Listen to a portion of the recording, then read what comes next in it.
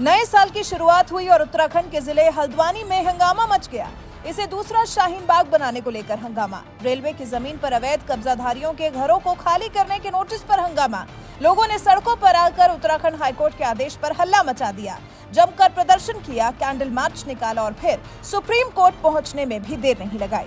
और आज इस मामले में सुप्रीम कोर्ट ने जब सुनवाई की तो फिलहाल के लिए तो हल्द्वानी के बनभूलपुरा इलाके के, जिसके दूसरे शाहीन बाग बन जाने के दावे किए जा रहे थे, इस इलाके के लोगों को फिलहाल सुप्रीम कोर्ट से राहत मिल गई है। मतलब ये हुआ कि हल्द्वानी में करीब 50,000 लोगों के सिर से छत उजड़ जाने का जो खतरा है वो फिलहाल के लिए टल गया है। करीब 100 साल से हल्द्वानी में सरकारी जमीन पर रह रहे लोगों को उत्तराखंड हाईकोर्ट के आदेश के बाद रेलवे ने जमीन खाली करने को कहा था, लेकिन सुप्रीम कोर्ट ने हाईकोर्ट के आदेश पर फिलहाल के लिए रोक लगा दी है। अब मामले की अगली सुनवाई 7 फरवरी को होगी। तब तक के लिए इलाके के लोगों ने राहत की सांस जरूर ली होगी। चलिए अब जानते हैं कि इस तरह के गंभीर मामले में आखिर सुप्रीम कोर्ट ने क्या कहा। सुप्रीम कोर्ट ने साफ कहा कि हमने कार्रवाई पर रोक नहीं लगाई है और केवल उच्च न्यायालय के निर्देशों पर रोक लगाई है। विवादित भूमि पर आगे कोई निर्माण या विकास नहीं होगा। सुप्रीम कोर्ट ने आगे कहा, हमने ये आदेश इसलिए पारित किया है क्योंकि अतिक्रमण उन जगहों से हटाया जाना है जो कई दशकों से प्रभावित लोगों के कब्जे में है। कई लोग 60 साल से भूमि पर रह रहे हैं, इसलिए पुनर्वास के लिए उपाय किए जाने चाहिए क्योंकि इस मुद्दे में मानवीय दृष्टिकोण शामिल है। मामले की सुनवाई के दौरान जस्टिस संजय किशन कौल ने यह भी कहा कि इस मामले में हमें ये बात परेशान कर रही है कि उनका क्या होगा जिन्होंने नीलामी में जमीन को खरीदा और 1947 के बाद से रहे हैं। आप जमीन पर कब्जा नहीं कर सकते, लेकिन आप क्या करें, लोग 60 से 70 साल से रह रहे हैं, उनके पुनर्वास की जरूरत है। वहीं अपनी बात को आगे बढ़ाते हुए जस्टिस कौल ने कहा कि अतिक्रमण के जिन मामलों में लोगों के पास कोई अधिकार नहीं था, उस स्थिति में सरकारों ने अक्सर प्रभावितों का पुनर्वास किया है। इस केस में कुछ लोगों के पास कागजात भी हैं। ऐसे में आपको एक समाधान खोजना होगा। इस मुद्दे का एक मानवीय पहलू भी है। सुप्रीम कोर्ट ने यह भी कहा कि रातों रात 50,000 लोगों को उजाड़ा नहीं जा सकता। ऐसे लोगों को हटाया जाना चाहिए जिनका भूमि पर अधिकार नहीं है और रेलवे की आवश्यकता को पहचानते हुए उन लोगों के पुनर्वास की आवश्यकता है।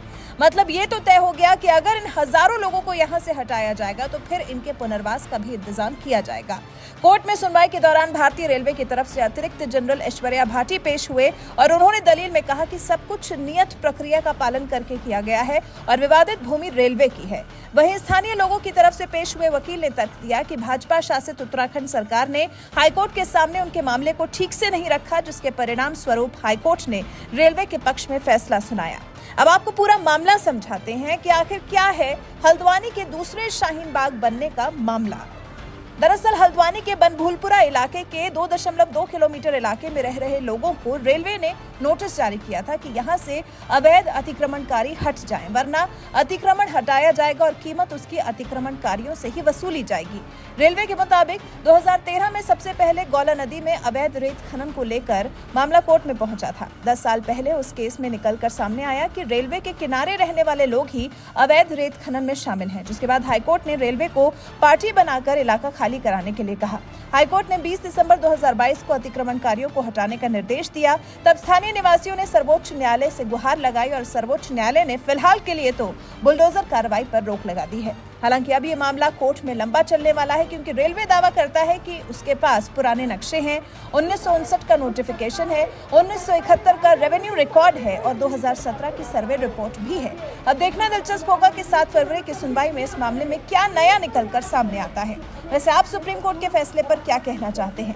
क्या सर्वोच्च अदालत ने इन हजारों लोगों की जिंदगी को फिलहाल बख्श कर ठीक किया है या फिर आपको इसमें कोई कमी दिखाई देती है? आपके विचार हमें कमेंट कर जरूर बताएं।